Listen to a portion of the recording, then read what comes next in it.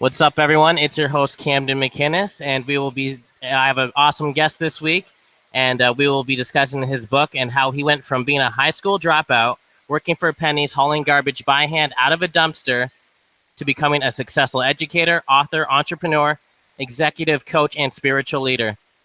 Dr. Padin, welcome to the show. Thank you so much for having me. It's a pleasure.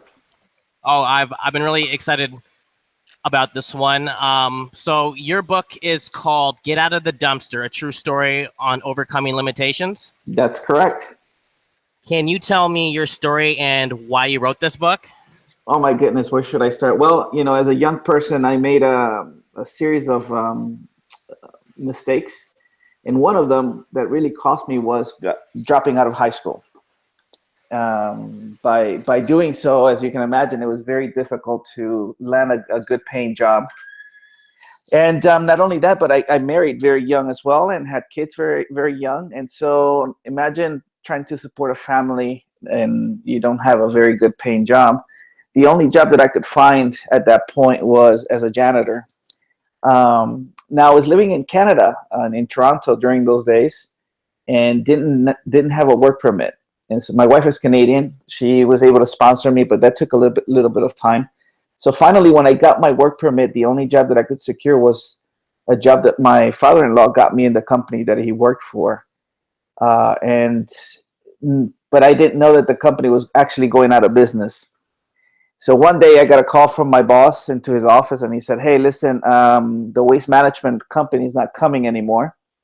And so I need you to go and take one of the company trucks, back it up to every single dumpster around the company, get inside the dumpster, haul the garbage out of there, and take it to the landfill." And so that became my job.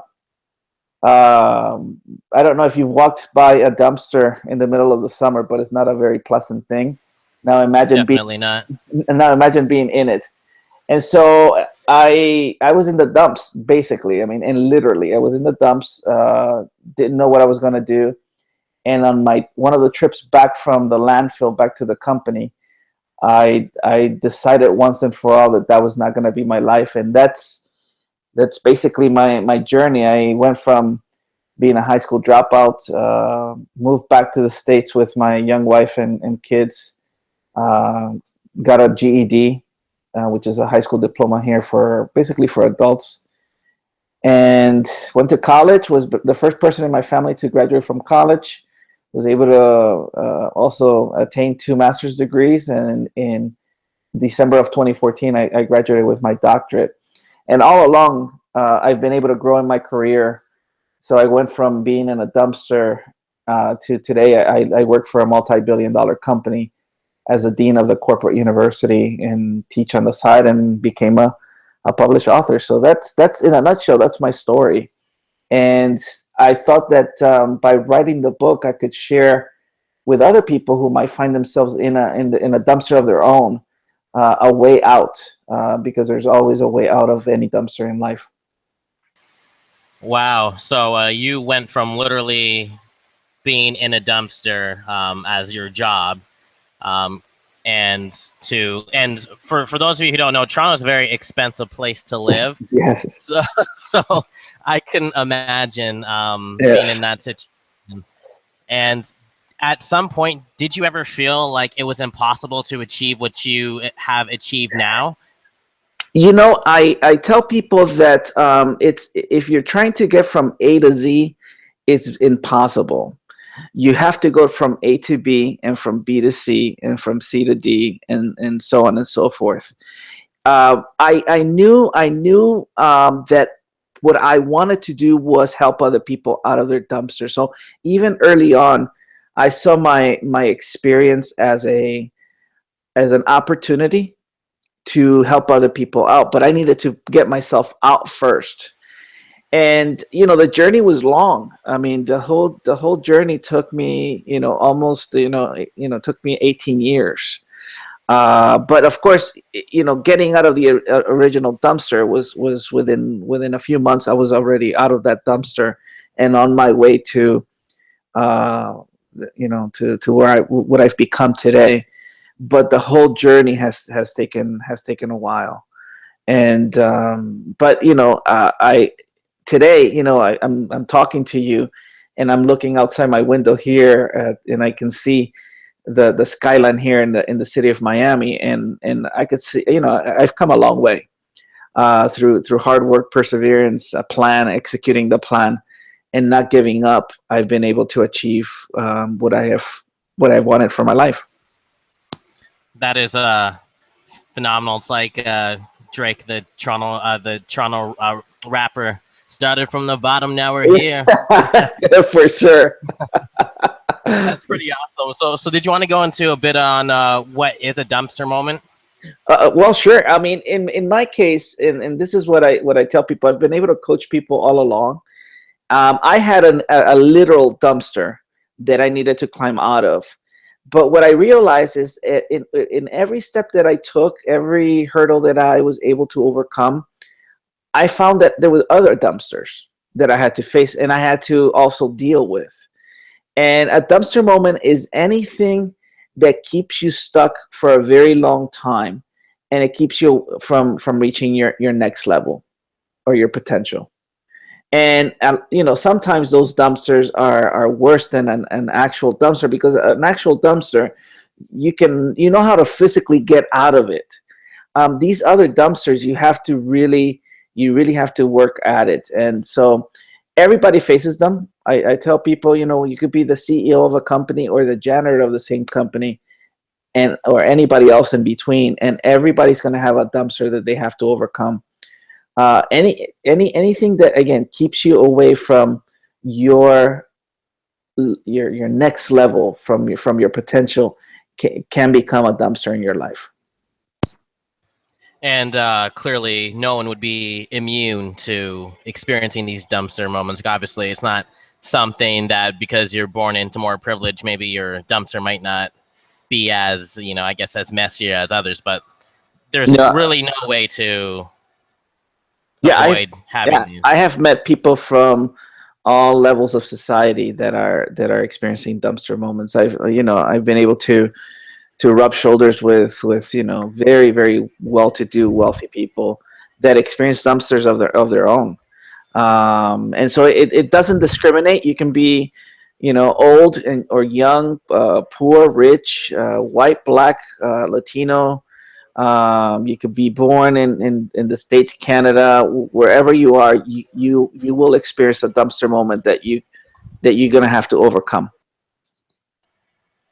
And what are some different kinds of dumpster moments from just from other people's stories that you have come across? The two dumpster moments that really are prevalent across just the entire society is fear and doubt.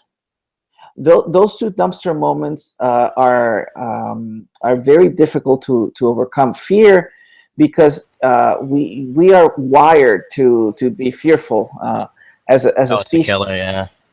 Because that's what keeps us alive, right?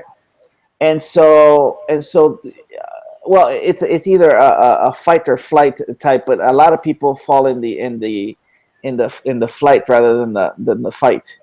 And so fear can really paralyze you and keep you stuck. And so until you take that first step and overcome that first moment of fear, you're not going to be able to overcome your dumpster. And the other one is doubt. Again, most people, I shouldn't say everybody, but most people doubt themselves, and they've had experiences in their lives where they were not encouraged, or they were not told that they could accomplish much. And so for folks, that the doubt becomes also a paralyzing moment that we can call it a dumpster moment, because it keeps you stuck there. So when someone gets stuck, how does someone get out of that situation? Well, what I have found out is that dumpster moments come to an individual's life when they lose purpose.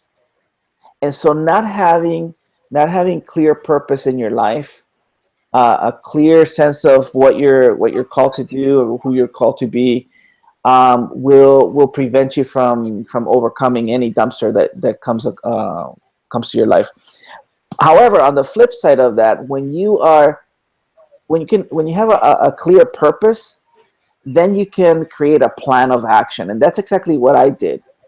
My purpose became, I want to help people out of their dumpsters. I want to become an educator. I want to become a teacher. I want to become a coach. I want to become these things. And so that was it. That allowed me to really create a plan of action where I needed to, get my GED and then go to college and, get a master's degree and take, this job over the other, and really align myself, put myself in a direction where every decision I made was based on that purpose that I had for my life. And so that becomes critical. In order to overcome a dumpster, you have to understand where you want to go, because otherwise you're gonna go around in circles and really not make any progress. I can also imagine you also have to look back and try to understand how you got into that dumpster in the first place. How would someone come to realize, I guess, what they did to land themselves in that situation? Well, again, it all depends on the particular dumpster. For me, it was easy because I knew that the decisions that I had made in the past had brought me to that point. And you could say that that's true about anything. Today we are the decisions that we've made in the past. And so you have to look back and say, okay, what was it that I did that brought me to this point? And again, is that aligned or not aligned with my purpose? And if not, you don't have to dwell on those things anymore. I mean, I think that sometimes a lot of people, that could become a dumpster on its own, dwelling too much on the things that you did in the past will prevent you from moving forward.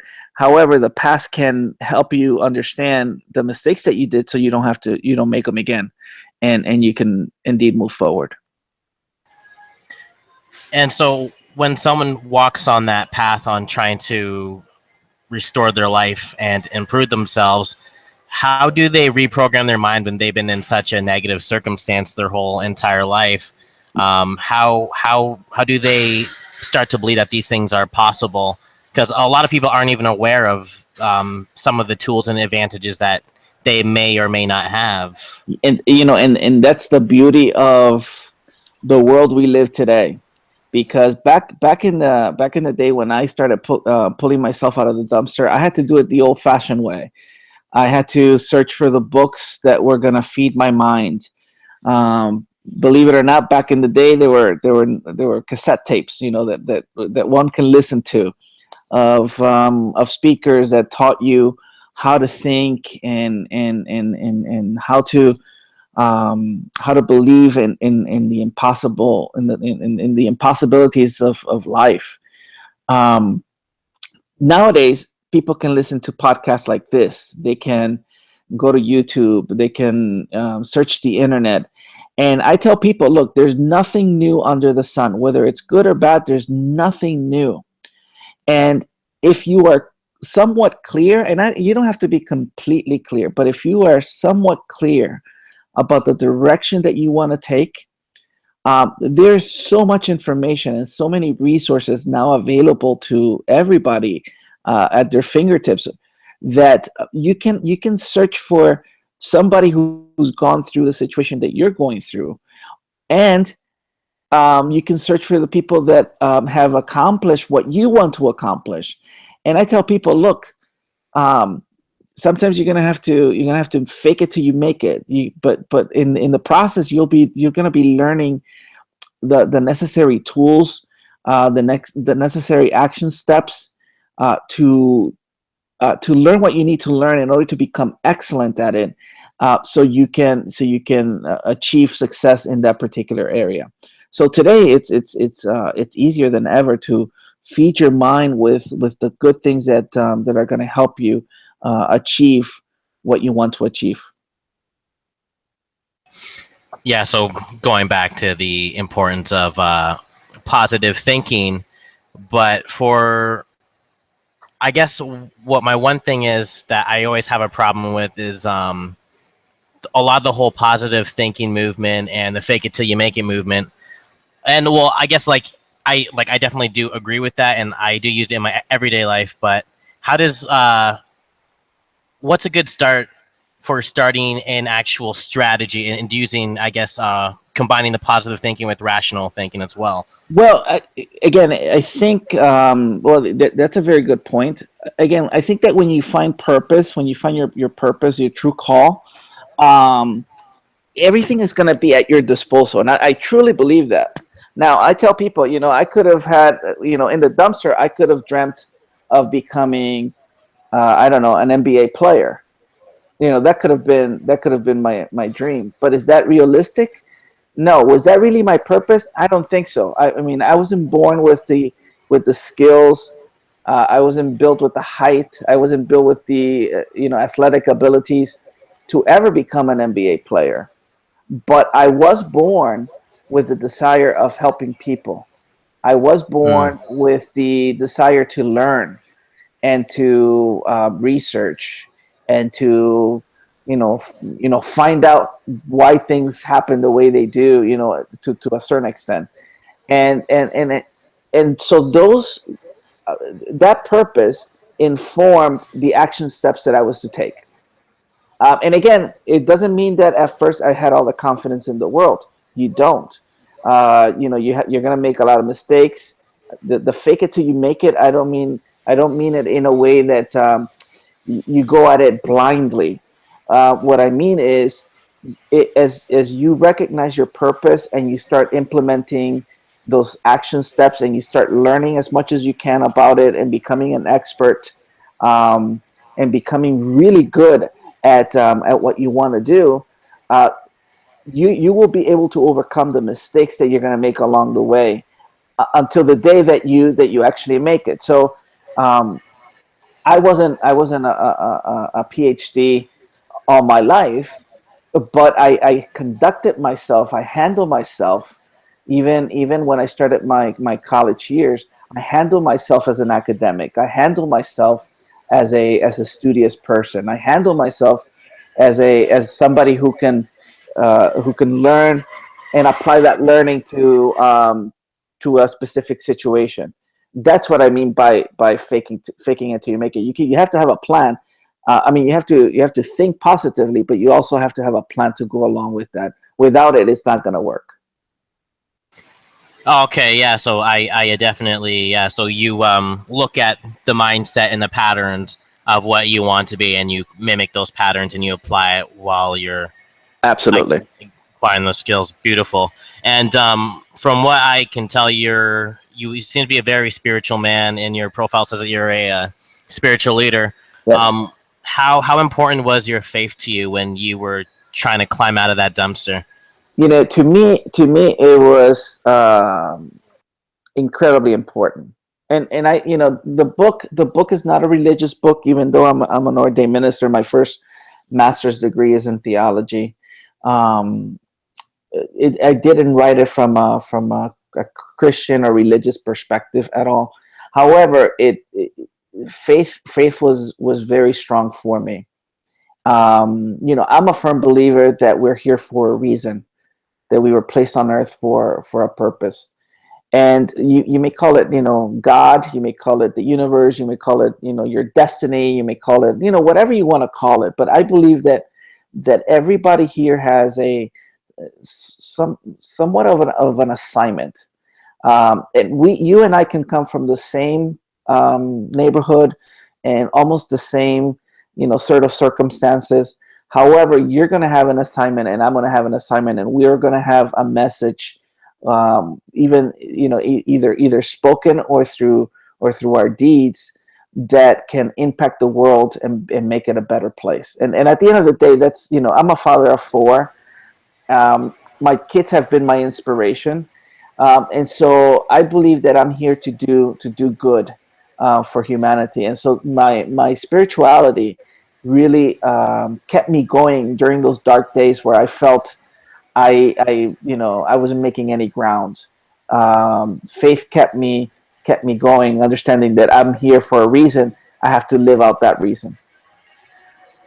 Yeah, I can definitely agree. I'm a very spiritual person as well. Faith has been a big part of my life, and I'm always curious to hear people's stories who have came out of situations and achieved such great things like you have, to hear the kind of beliefs that they fell back on to kind of keep them going, because beliefs are very empowering. And sometimes I often feel like I'm a little crazy because I believe in myself. I wouldn't say I believe in myself too much, Uh-huh. but when I'm achieving something, the idea of failure rarely ever pops into my mind. So, Right, and right. my friends think I'm crazy, but it's something that when you have that, I guess, spiritual foundation or that faith in something, it's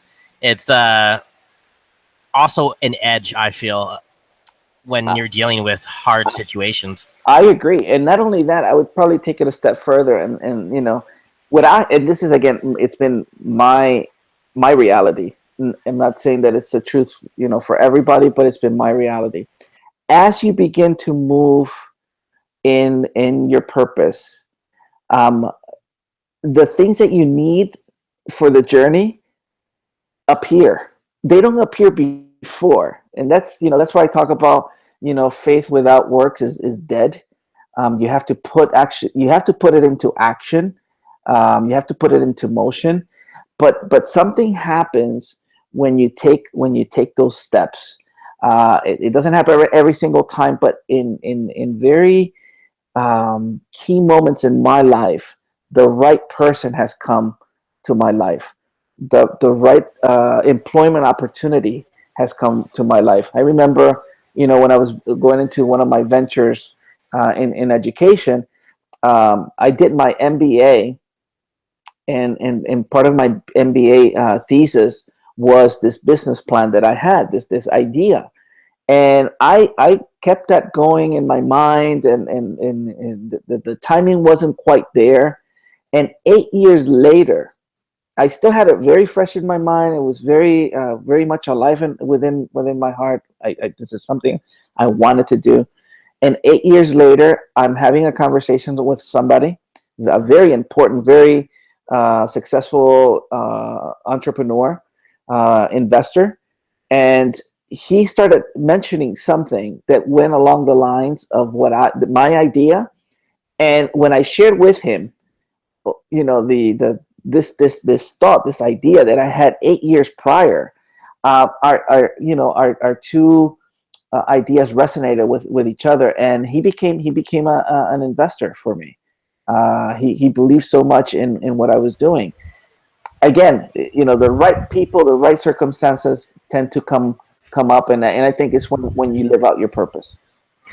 Reminds me of that book by Paulo Coelho called The Yes, Alchemist. It's yes, one of my absolutely. favorite books, and like from what I've discovered in my life, that life does seem to really work that way. From my own experience, that just right at the right time, the right moment, the right people will come, or the Yes, right opportunity, or even if it's just as simple as like finding some last minute change on the ground that you really needed absolutely. to get somewhere, and it's just like wow.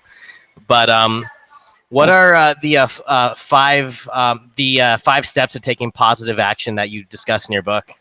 Well, I think well, let's see if we're talking about the same thing here. I haven't read my own book in a while, but one of the things that I tell people is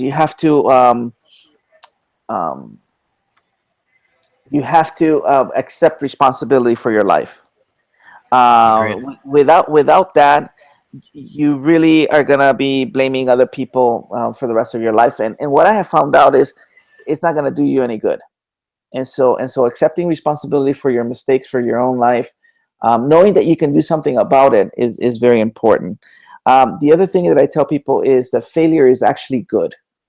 We've been pre-wired that to fail means to be bad at something, and it's not true. You can go up and down the list of the most successful people that have ever lived on this planet, and they all had horrific failures in their lives, but it was those failures that taught them the lessons they needed in order to become successful.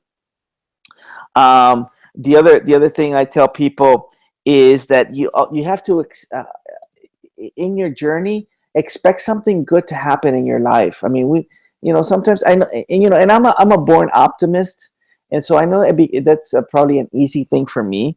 Um, but I think everybody has to put good feelings out there, because the way you carry yourself when you're expecting good things will resonate with people. Likewise, if you're putting out negativity, that's also gonna people are gonna catch on that. So always think that something good is gonna happen in your life, and that brings me to feel good about your future.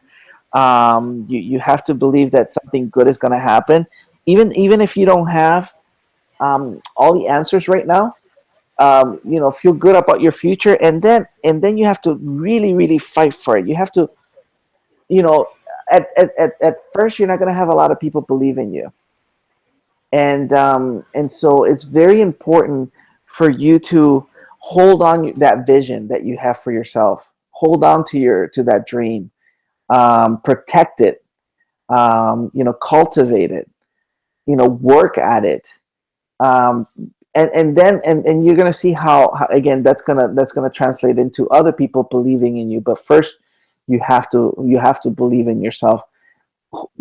Protect your dream, protect your goals, and keep constantly working towards it. And you're gonna see progress in your life. Very, very true. And even from what I've noticed from working with some of the artists in my local city, I actually live in London, Ontario, just 2 hours away from Oh, Toronto.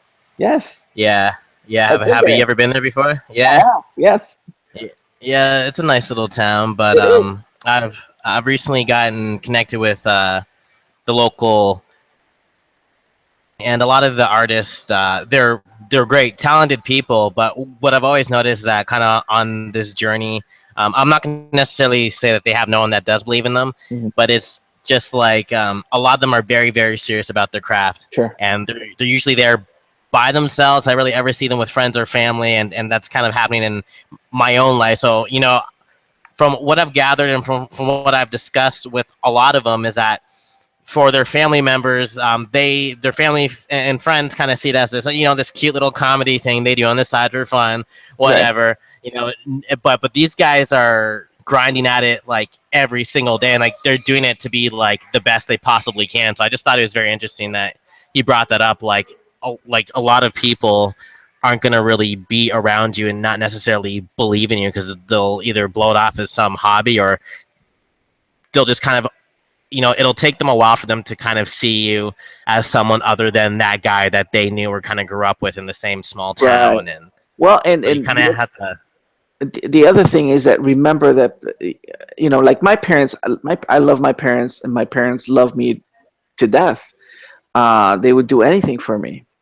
However, my dad had a eighth grade education. My mom graduated from high school, so that's their reality. That was their reality. And so when I started out in my journey, especially my dad, and my dad loves me, but I think he did it because he didn't want to see me, I guess, fail or get hurt. And so my dad was not very supportive. And in fact, I remember when I was going to college, he would say, well, son, I mean, why are you wasting your time there? You should be out, working and supporting your family. And by the way, I was working a couple of jobs and going to school full time. Oh wow. But he meant, devote yourself completely to the job, and not this school thing. Um, and it took him a while to really understand what I was doing, what my plan was.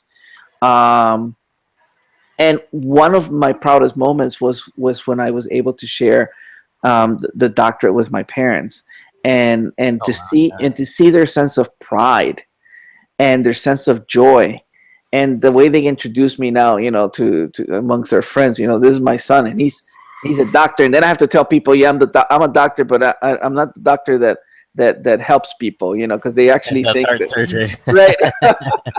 uh, but you know the dumpster can be a very lonely place, and sometimes we have to get out of the dumpster ourselves first. It's like being in a plane when they tell you, okay, in case the cabin loses pressure, put the mask on first and make sure that it's securely tied around your face before you help somebody else. Sometimes that's exactly what we need to do. We need to pull ourselves out of the dumpster. I had to move away from family. I had to break old relationships and old friendships in order to get out.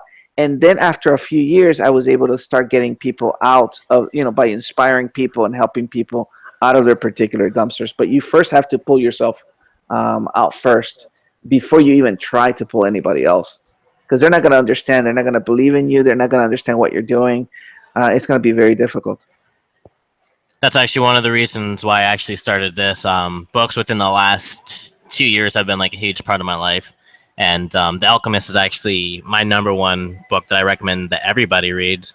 But it is my favorite too, by the way. So yeah, it's just phenomenal. And there's just so many books like that out there that can really help people. And one of the things I'm not a millionaire, I'm not rich, I can't necessarily help out my friends and family the best way that I would like to financially, but this is kind of my way of kind of doing what I can. And as well as I also had a program here, I was handing out books to like self-help books to homeless people and stuff like that. And wow. Yeah, that didn't turn out as planned, but Wow. I still do it from time to time, but it's very difficult to get people, and reasonably so, who are starving to kind of read. But it's something that I'm always carrying a book on me. Whenever I can find someone I think that'll read it, I always give a free book. But that is great. It's yeah, thanks, man. That is great. But I want to get really real with you, because it just blows my mind when I hear your story from where you were to where you ended up and where you're still continuing to go. Yeah. And honestly, man, you have some seriously big like big balls, because most people I know that are I know guys who have went to Western University, and I mentioned they're either unemployed and they went to university for business and they want to go work for another business and they're unemployed, and I'm like, why don't you start a business on the side while you're looking for a job? And they're like, oh no, I don't know, man, I don't think I can do it, and I don't think I can do that. Yeah. Well, hard. It's kind of hard for them to kind of see themselves breaking out of that. Yeah. So they overcame, the dumpster of not having an education. They have the education, but now they have the dumpster of fear and self-doubt and maybe not the experience, and so those things become. And let me tell you something. I still have my dumpsters. I still have things that I have to deal with. I still, because, old habits are hard to break. Mm-hmm. And so, in fact, they never go away. In essence, when I was doing my PhD, I did an extensive study on human motivation, and motivation comes from the desire to learn something in order to achieve something. And what happens is that you create these patterns in your brain that are there forever. And so that's why when you create a habit, to break that habit becomes a battle. And the only way to overcome that habit is by creating a new habit basically on top of that one. And so people need to understand that it's going to take time. It's going to take effort. It's going to take continual self-improvement. But it is possible. It is possible to overcome. What about for people who are low on confidence and self-esteem? Do you have any extra tips or tricks that can kind of help boost them there? If you're trying to hit a home run, and that's your idea of success, chances are you're going to be disappointed. So what I tell people is, practice your swing. Practice making contact. Practice at least getting on base first. Again, it's those little steps that people take for granted that become absolutely essential in giving you self confidence. So I'll give you an example. in order, I've been thinking about the book for a while now, and that became a dumpster for me because I was completely overwhelmed with the thought of writing a book. I'm not a gifted writer. This is my first attempt. I will continue to write because I got the author bug. But I had to start by writing smaller things. And so each paper I wrote in college, each paper I wrote for my master's, the lesson plans that I created for my students at the corporate level, the lesson plans that I wrote for my students at the college level, became those little steps that gave me the confidence to say, I can do this. I can actually write a book. I know how to research. I know how to outline. I know how to string sentences together. Even though English is not my first language, I've had to work really, really hard at it. Had I said, well, I'm going to go out and write a book, it would have been impossible. Just like if I would have said, I want to go from the dumpster to becoming a doctor in 2 years, it would have been impossible. Make contact, work on the little things first. And I tell people, I said, look, once you find your purpose, become excellent at it. Focus on excellence. Focus on being excellent at it, and you're going to gain the confidence enough to achieve what you want to achieve. So for me, now I know that I can write a second book and a third book and a fourth book and a fifth book, and probably I'll be writing to the day I check out. But it all started with probably that first paper I wrote in college, and I built it from there. So just like what you were saying earlier, going back to the A, to the B, to the C, and not trying to hit the home run all the way to Z. So just keeping it little victories to kind of build that confidence up. Yeah, and the problem, and I mentioned that we have the gift of the internet now and YouTube and all these great things that let us learn from other people. However, what happens is that it becomes a double-edged sword because we see the success in other people. And it, for all intents and purposes, it looks like it was an overnight sensation, and it's not true. Oh God! And they intentionally try to make it look that way. A lot of these internet marketing dudes, and it's so bad at all. And so the very successful people that overnight, quote unquote, overnight sensations, have had to work, a great deal to get to those positions. I'm sure that you've read the book Outliers. No, I haven't. Okay, so in that book, the premise of that book is that it takes about 10,000 hours for somebody to become an expert at something.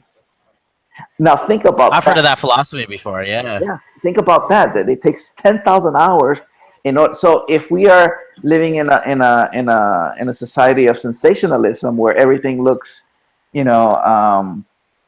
like an overnight sensation, then people get disappointed when they can only achieve what seems to be a very small success. Where I tell people, I said, no, you have to celebrate that small success because you're going to start building. Those are going to be very, very foundational building blocks that you're going to need for your future. And so, and I read in the book, I said, you can't compare yourself. To compare yourself is to scare yourself. If you compare yourself with somebody else, then you're going to assume that whatever they are projecting as being successful is going to be your story, and that's hardly the case. It's you can't sometimes duplicate that step by step. Oh yeah, and you also have these people who are just super talented, and they get discovered, they become successful like extremely fast, and it's not even it's combined with the talent and the working hard, and I guess sometimes even a little bit of added luck, but they also flaunt that a lot too. And just like what you said, like that story isn't going to be your story. And I like what the comedian Bernie Mac said, is that what he had to realize, that he had to work harder than the average bear, that was just what it was, and he had to just accept that. And yes.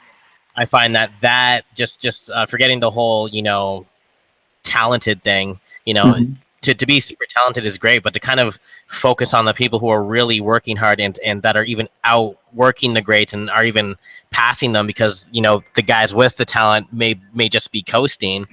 Right. And you kind of have to really look. We kind of need to start looking at those people who are working super, super hard and what they're achieving, instead of always looking at these prodigies and these guys that are the exception to the rule, because Yeah.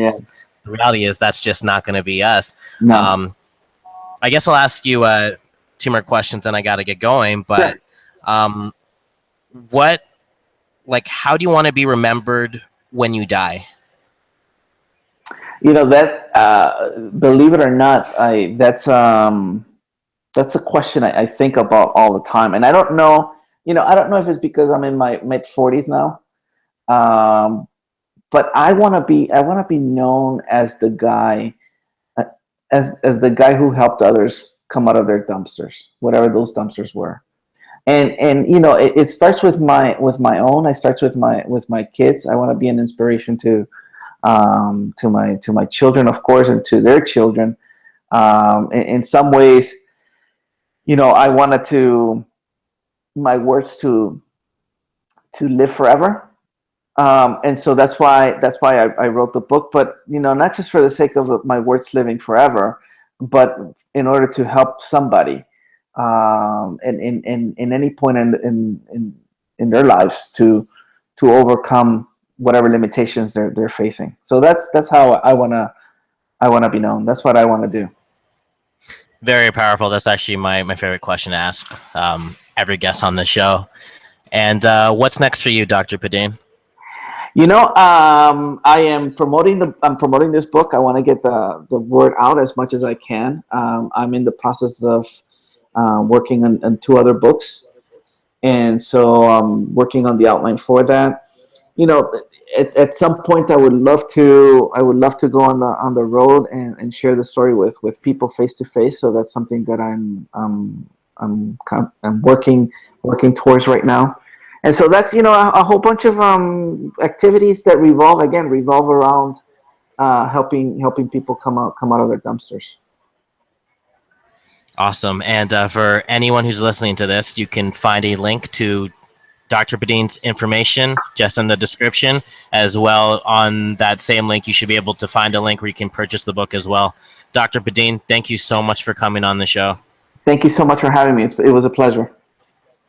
You have a great day. You too.